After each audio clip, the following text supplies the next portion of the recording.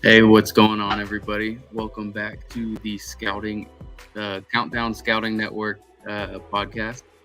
Um, I'm your host, Joey Garcia. And today, instead of going through and doing the traditional mock draft for Mock Draft Monday, instead, I think today we are going to analyze Daniel Jeremiah's latest mock draft. So we put out a mock draft, I think, directly after the Tyreek Hill trade happened.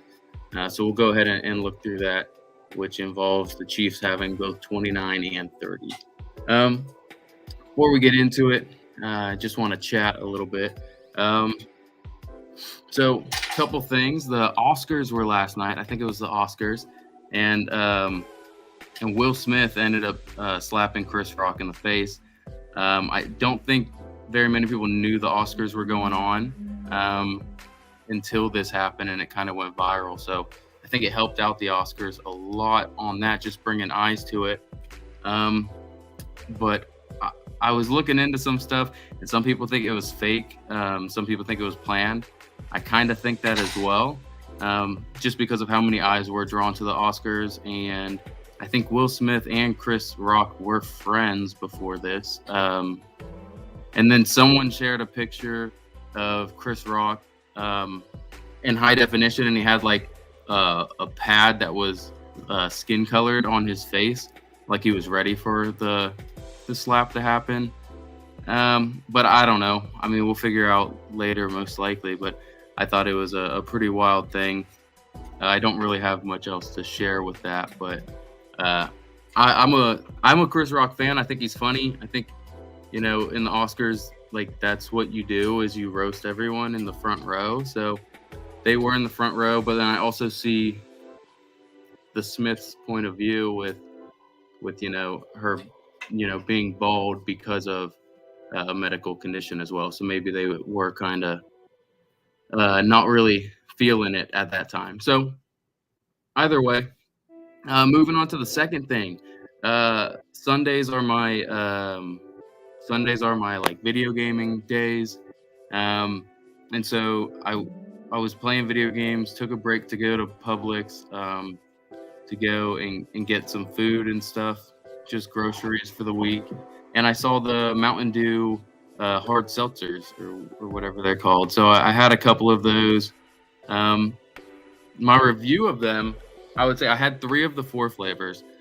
I don't like the original flavor. I think Baja Blast is really good, and I think Black Cherry is pretty good as well. Um, it is kind of weird, and I actually missed work today because they kind of just messed up my stomach. So that's one thing about them, but it's a Mountain Dew product, so I did kind of expect that at a certain extent, I guess. So I did want to share that. Just be aware with the Mountain Dews. Yeah, that's it on that one. Last bit of news / story time before we get into this mock. And again, I think I'm going to keep this about 20 minutes today, just because I'm still not really feeling that well from those Mountain Dews. So last little bit of news. It was kind of suggested whenever the 49ers didn't trade Jimmy Garoppolo at the beginning of free agency, that they probably weren't going to trade him at least through the first couple weeks of the season. I anticipated this before the offseason started, but then there was so much buzz of Jimmy Garoppolo getting traded. It's just Trey Lance. They traded up to 3 to get Trey Lance. And he was a guy that I think had under 300 passes attempted in college. And again, that was at a Division II school. Like it wasn't even... It's not like when Mac Jones got drafted and he had, I think 500 passes attempted, 600, 550 maybe passes attempted at Alabama. So he's going up against the SEC. This was like 300, 310, something like that at a Division II school. So, I think if they were expecting Trey Lance to be further along at this point, I think that's on the GM and I think that's on the scouts. Because I heard that he's not ready yet, which no one blames the guy because, I mean, again, he hasn't had this level of competition to throw against. So not surprised Jimmy Garoppolo staying there. And I don't think anyone really should be. I think everyone's ready for Trey Lance to start. I think he's an exciting. I think he's an exciting prospect. So I'll be looking forward to him starting, and I think he can be good in this league. But he needs some more time to develop. Give him another half of a year, maybe even a full year under Jimmy Garoppolo before you can go. So that's that. I understand the 49ers want to get that $28 million back from Jimmy Garoppolo so they can, take advantage of having a quarterback on a rookie scale. But they'll have 3 years after this year. So let's get into this mock draft. I have looked at it before, and it's a decent mock draft. There are some flaws I have with it. And again, doing mock drafts, the draft can fall in any just one pick here and there can change a draft drastically. So there's 100 ways to skin a cat, I think is what the saying is. So you can pick apart any mock draft. You can pick apart the regular draft in April once it comes out. There's just a bunch of ways that it can go. So I'm saying that to say that if I say something about Daniel Jeremiah's mock draft, I'm not saying it to criticize it. I just think that it's not something that I would expect to happen. That's all. So here we go. I'll move myself down here so you can kind of get a full screen. All right. Now let's get into this mock draft. So at the first overall pick, he has Jacksonville taking Aiden Hutchinson. This is a popular pick by everyone, including me, ever since, free agency. They've been signing a lot of offensive linemen. So I think they're going to want to trade out of one. The problem is there's no real quarterback that's worth the number 1 overall pick in this draft. And so that's going to be a problem for them to get some incentivized draft picks that'll make them want to move from 1. I think we have been hearing that the Detroit Lions are interested in Malik Willis. I think they are. I don't think they'll hit at number 2 and get him just yet. But I think the Jacksonville Jaguars might be someone that's kind of floating that out there, trying to get teams like Carolina to move from 6 or the Falcons to move from 8, just to jump the Detroit Lions at 2, so they can get their quarterback.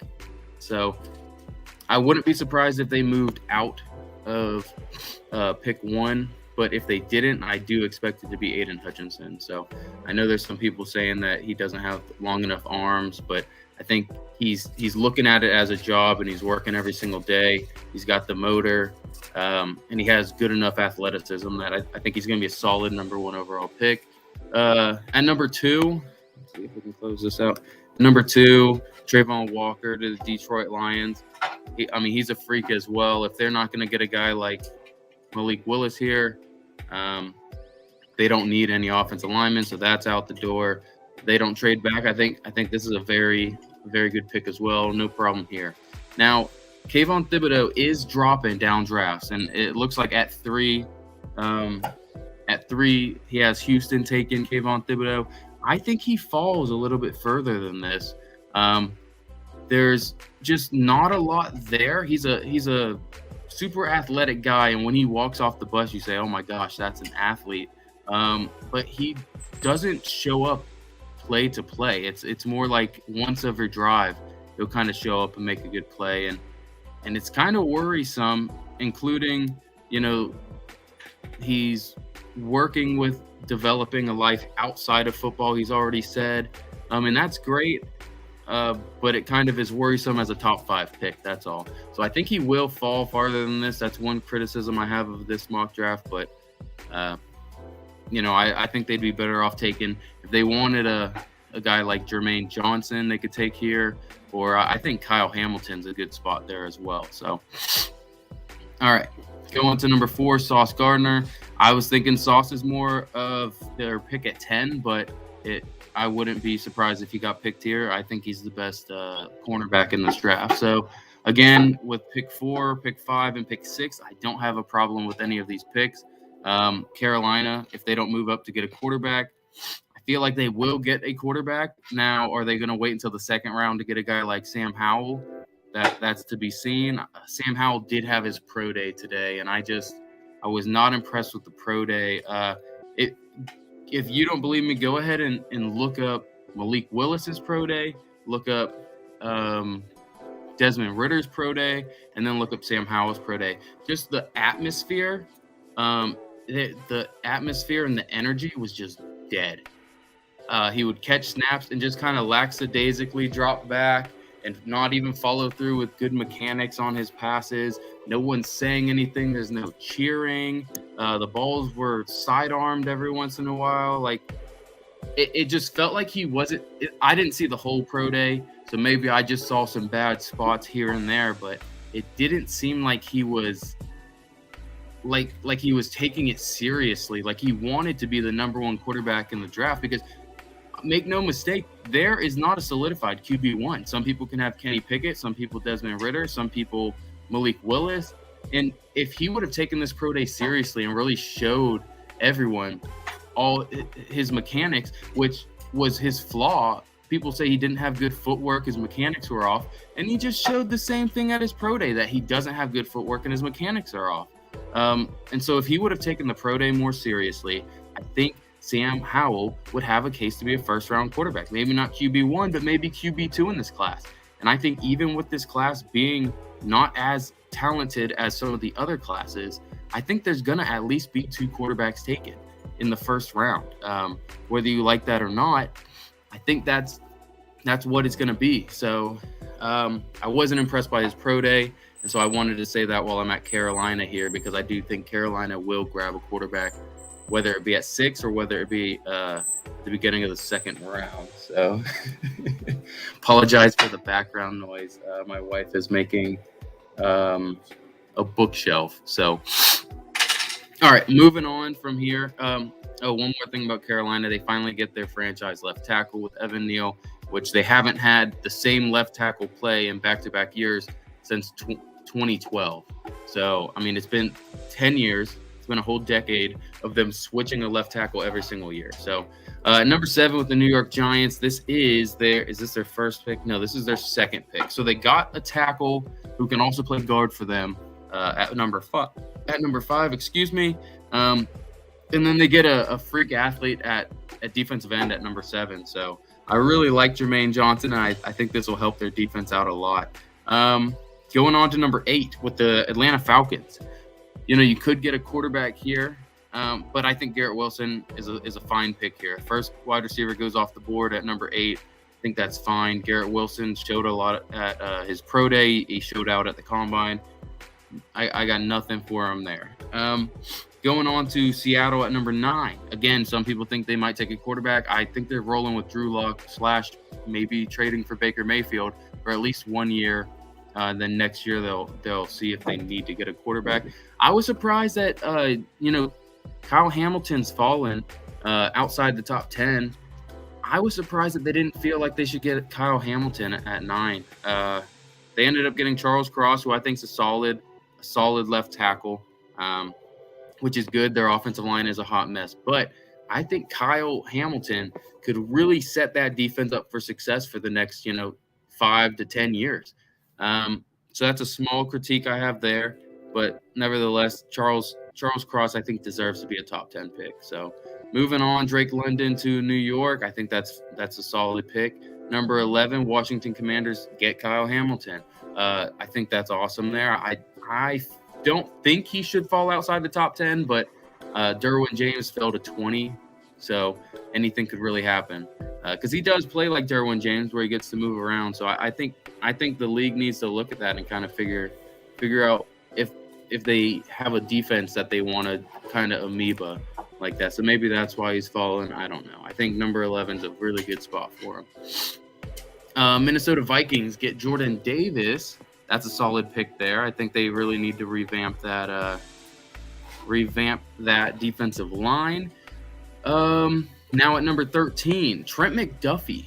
So Trent McDuffie in this mock draft is the second corner taken by the Houston Texans at number 13. So Trent McDuffie, I think, is a really, really good fluid he's got fluid hips. He's really good and athletic, bursty. And he can kind of do it all. I think he can play inside and outside. I don't see him going at number 13 and being the second corner taken because, again, his arms were under 30 inches, which is extremely low for corners. So I think he's falling outside the first round. I like what they did here, and I think Trent McDuffie will be really good in the NFL. No doubt about that. But being the second corner, taken off the board before Stingley, before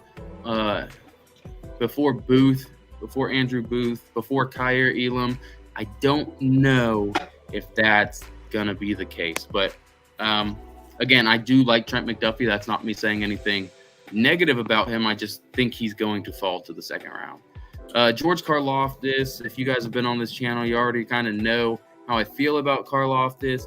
I think he's going to be okay, but I just don't think he has the get off or the bend to be a natural pass rusher in the league. So taking him at 14 is kind of high when I don't think he's going to have much pass rush ability.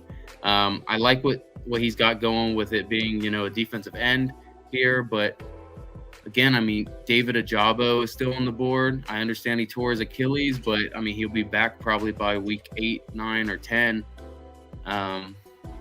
Calais Campbell, they think they're getting back, so I don't really like the pick here. I like the position.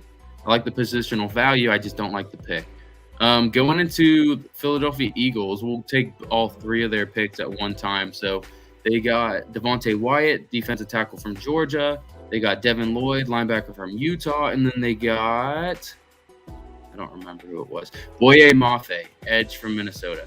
So I'm surprised that Philly did not take one offensive lineman, a cornerback, or even a wide receiver with any of these three picks. I like the linebacker pick.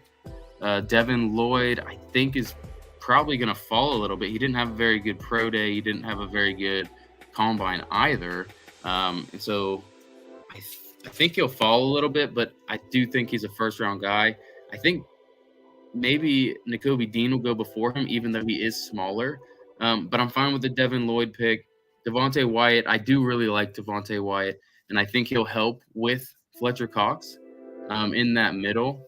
So I'm okay with those, but I would rather see a guy like Trevor Penning, who's still on the board, get picked up there.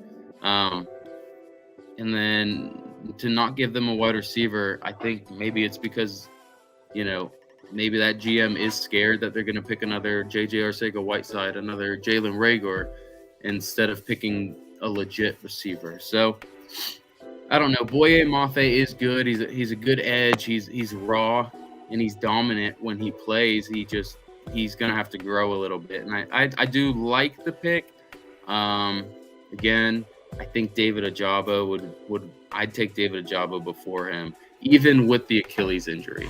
All right, so that's the Philly picks. Trevor Penning goes to Los Angeles Chargers. That's awesome. Just to help out with Rashawn Slater, who they drafted last year, has been a really good tackle. New Orleans got Kenny Pickett. I think that's interesting that Kenny Pickett was the first quarterback taken, but it doesn't really surprise me with it being in New Orleans where they play in a dome, so he doesn't have to throw as much in the snow or in the cold weathers. Kenny Pickett, only real problem he has is his hand size. So if they're okay with it, just like they were okay with having Drew Brees, I think that's okay. Plus, he can sit behind Jameis. I don't think he needs to sit behind Jameis. I would have rather them gotten a guy like Malik Willis to sit behind Jameis Winston for a year, maybe 2 years, develop, and then you can plug and play him and just be ready to go.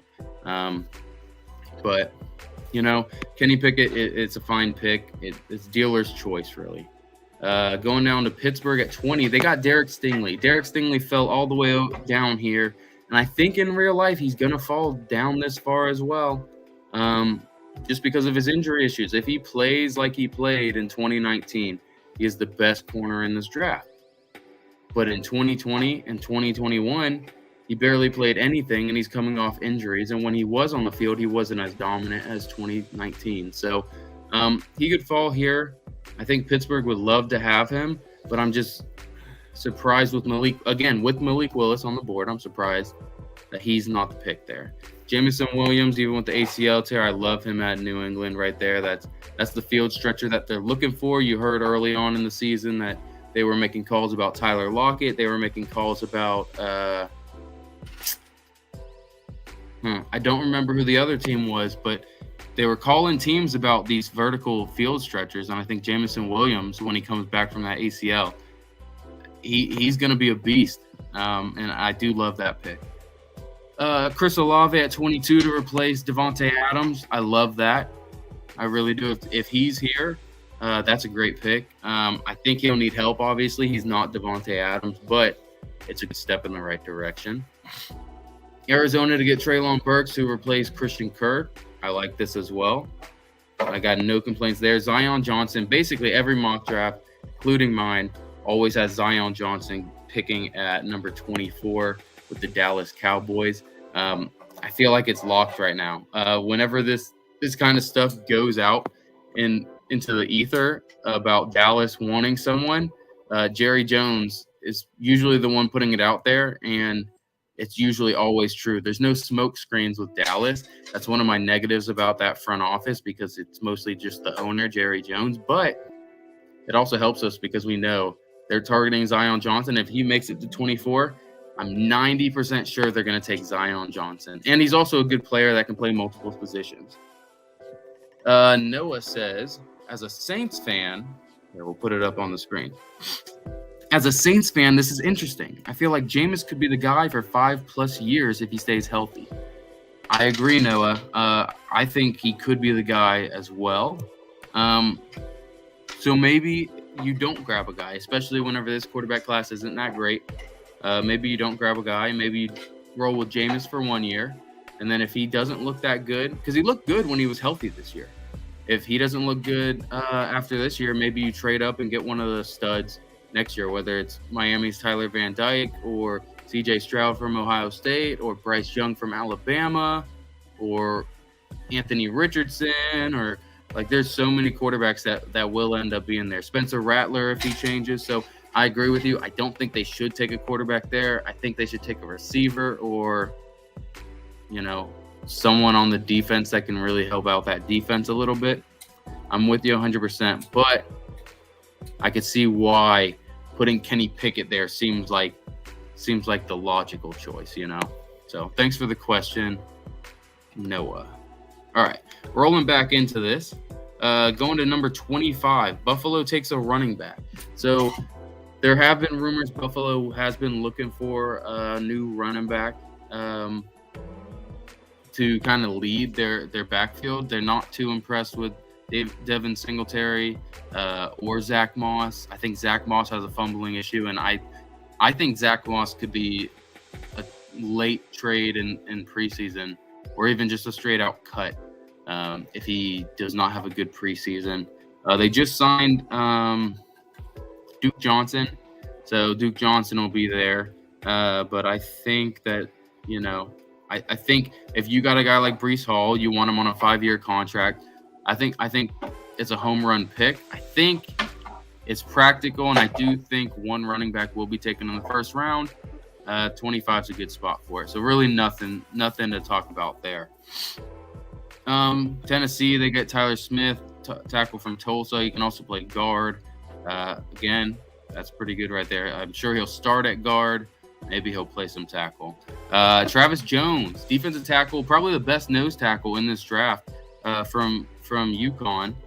I got to see him in person when he played UCF, and he's good. He can work against the run, but he also has a sneaky little bit of pass rush that he can get to him. And so throwing him in there with Vita Vea, those two guys both over 330 pounds, that's a nasty defensive line, and he can start immediately and help out for that Super Bowl run with Tom Brady on one of his last years. Now at 28, they get Jahan Dotson. Green Bay gets Jahan Dotson. I felt like this one's a little weird. You just got Olave. You can get Jahan Dotson. I don't like the pick. It's not that I don't like Jahan Dotson. I just don't like him as a first rounder. I don't know what everyone sees in him as a first rounder. He's a field stretcher that's slow and doesn't run a huge route tree. That's my analysis of him, and that's how you like. I don't understand what everyone's seeing. I guess maybe I'm not seeing the whole picture. But I would have rather them gotten like who's still there? Christian Watson is there. I'm sure there's a lot of wide receivers I'm forgetting. Did Treylon Burks get picked? Yeah. I don't know. I felt like it was weird. And after that, Kansas City's got back-to-back picks. I'm assuming they will probably package those to move up or even just move those a little bit further into day 2. But on this one, another Penn State edge rusher gets picked. Arnold Ebiketie. I butchered that last name. I don't really know much about him. I'm going to have to do a little research, but another edge rusher is not bad. Again, David Ojabo is falling in this mock draft, and spoiler alert, David Ojabo doesn't get picked in the first round. So I don't know if I'm wrong for that, but I think it's weird that David Ojabo does not get picked. I think it's weird that, spoiler alert, Malik Willis doesn't get picked either. You would think, oh, okay, so they didn't pick him at 2. He's falling at 32. Detroit's gonna pick Malik Willis. No, at 32, Detroit picks Nakobe Dean, who I love, and I think he fits them. But you would think if they're gonna get a quarterback in this mock draft, you don't take Nakobe Dean here and hope that he falls to you at 2 picks later at 34, and you take your quarterback so you have him on for 5 years instead of 4. But no, they take Nakobe Dean. Tyler Lindenbaum's there is good. Christian Watson here at 30 is also good for Kansas City, but I think it's weird. I do think it's weird that they get Christian Watson instead of a guy like Sky Moore. You know, there's a guy like Sky Moore who's more of a Tyreek Hill type that you can plug him in. He's not going to be Tyreek Hill. You can't expect him to be Tyreek Hill, but I think when it's all said and done, if they don't package 29 and 30 up, one of these picks, they're going to take Sky Moore. And I do think that because he can do 70% of what Tyreek Hill can do. And so if you get 70% of Tyreek Hill on top of having Marquez Valdes-Scantling come in free agency, now all of a sudden, you've kind of solidified that Tyreek Hill void that you have in that offense. And you're doing it for probably $12 million instead of the $30 million that it would take for him. So you get 75% of Tyreek Hill for $12 million. Or you get Christian Watson, who I like Christian Watson, and I think he's going to be a stud in the league. But again, I don't know how else to say it other than just you're asking your offense to change, and you're asking Patrick Mahomes, who does so much, off the rip. He'll do so much stuff that's not meant to be in the play, and he'll try to extend plays. And that's why him plus Tyreek Hill were so good, because Tyreek can also move around, and he runs a 4-2 and can just get open on these improvised plays. And Christian Watson can't do that. So I don't know. I think Christian Watson deserves to be in the first round, but I think Sky Moore is a better pick there. So that's the entire mock draft. And that's really all I have to say about it. I think it was a pretty good mock draft. I do think there were some weird things there. Again, he's more locked into the media than I am. He talks to more scouts. He talks to more teams than I do, which can be a good thing, but also be a bad thing, because they could be feeding him false narratives. But then again, they could also be feeding him pretty vital information. So only one quarterback went. Only 2 corners? Yeah, one quarterback went, 2 corners went. David Ojabo didn't even end up going, which was crazy to me. One quarterback went, it was Kenny Pickett. Malik Willis, I figured would go. I think Desmond Ritter had a chance to go somewhere as well. And there are multiple spots where I could see any of them going, including 32. I think that's I understand not having Detroit take Malik Willis or Desmond Ritter, whichever one's their cup of tea, at number 2. But to skip out on them at number 32, where they can get a 5th-year option, it's crazy to even think about, really. Let's see, one more thing. No, I don't have anything else to say about this. I had some notes, but I don't have anything else to say about that mock draft. I thought it was a little weird with the positional values, but let's see in chat. Noah, do you think a team will pick up Julio? If so, who? I do. I think a team will pick up Julio. I think right now, it's not going to be right now. I think it'll be after the draft, just because teams are going to see what they can do to, what they can grab in this draft. And I think Julio right now is a little shell-shocked because not very many teams are talking to him. And, I mean, he's a guy that's used to getting $20+ million a year, being a number 1 on a team. And right now teams are probably saying, hey, if you want to come, I'll give you $7 million, 1 year, $7 million, fully guaranteed. And he's not used to that. So I think it's going to wait until after the draft. And who? I could see the Ravens. I could see the Chiefs. I could see really any team that's trying to take that next step. That's a Super Bowl contender. I don't think he's going to go to a team that's not a Super Bowl contender. So good question. I think my answer is the Baltimore Ravens. Chris Rodriguez, which first round pick will have the most fantasy value next year? Shoot, that's a good question. I think if Breece Hall is the pick if Breece Hall is that pick at the Buffalo Bills, I think that's a good choice. I do think Devin Singletary might take over at the very beginning, and plus they got Duke Johnson. So it's something to be wary about. But after the first 4 or 5 weeks, I think Breece Hall is a stud, and I think he'll end up being the guy on a team that has a really explosive offense, so people aren't going to be loading the box. That's a good one, and I think the Chris Olave / Sky Moore. Whoever, if there's a receiver taken in Kansas City, a guy like Sky Moore, I think that's a good pick, and I think a receiver taken in Green Bay is also a good pick, just depending on who it is. I think those are 3 that are going to be really good. No quarterback. I would not take any quarterback. Most times I wouldn't take a quarterback in a fantasy football league that's a rookie, but especially not right now. Thanks for the question. Tyler McFarland. Julio will probably be done, but maybe Chiefs for depth issues. Yeah, I think he plays at least 1 more year, and I think it's with a Super Bowl caliber team. So no way only 1 quarterback goes in the first round. Teams always reach. Exactly. I think there's going to be 2, maybe 3. I would have said 2 to 4, but that Sam Howell pro day today just kind of solidified him. He might fall out of the second round. I'm going to go out and say right now that Sam Howell will be a 3rd round pick or later. So I don't think he'll be in the 1st or 2nd round. That pro day just kind of proved some points that some teams were making about bad footwork, bad mechanics, and he was just kind of lackadaisical out there. Like it wasn't a job interview when it is. I mean, you're talking about he could move up at 32 with the Detroit Lions if the Lions fell in love with him. He could have been at 20 to the Pittsburgh Steelers if they fell in love with him. But now, you're talking about the difference between $3 million and $700,000 a year.